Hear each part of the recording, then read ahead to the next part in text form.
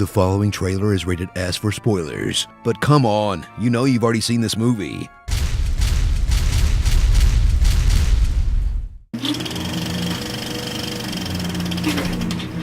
From the company that owns everything you know and love, and Diet Spielberg, comes a movie that had to satisfy decades of pin-up nerd expectations, make up for the prequels, introduce the franchise to a new generation of fans, make enough money to justify Disney's $4 billion investment, and also, you know, be good.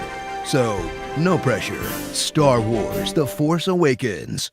The Force has awakened, and its first order is to revitalize the franchise, while setting the stage for an amazing expansion of the Star Wars cinematic universe. By shamelessly remaking A New Hope. What the?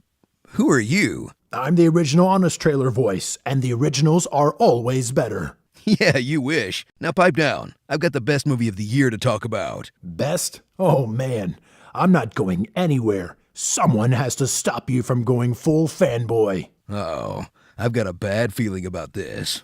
All your favorite characters are back for another adventure. Leia, Chewie, Han. And they all look really old. Okay, but these living legends are passing the torch to a new generation of heroes, like Rey, an orphan scavenger who's so poor she has to make her own Star Wars action figures. She's a multilingual expert mechanic slash ace pilot slash force-using badass. Who's so good at everything it makes her character completely uncompelling. How dare you! I mean, come on. How is she so good at everything? Because, you know, she has the Force, and it's awakening, and the Force makes you awesome. That's not how the Force works. Shut up, Han Solo. Gah. But Rey's not the only one obsessed with Star Wars. Meet Kylo Ren, a brooding Jedi outcast, torn between his family legacy and the dark side. Never before has Star Wars had a villain so layered, so complex. And so whiny. He acts like a goth kid who can't find his eyeliner. You know what? If you're gonna keep butting in, why don't you just take over? Now we're talking.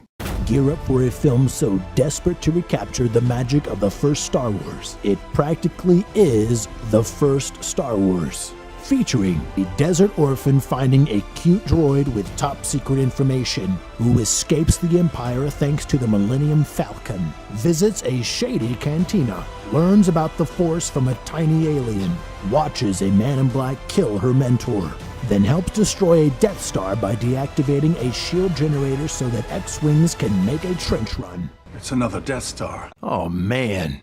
But it's so much more than a rehash of everything that made A New Hope great. It's got all new stories to tell, like Finn, a conflicted First Order stormtrooper turned rebel, hunky badass Poe Dameron, and don't forget Captain Phasma, an awesome-looking stormtrooper commander, who's completely wasted in just 91 seconds of screen time that end with her useless character getting thrown in the garbage. Yeah, they totally wasted Brienne of Tarth. But get ready to speculate as Abrams plants the seeds of questions that will drive fans wild with anticipation, like who is Snoke? Who are Rey's parents? And why does R2-D2 suddenly wake up?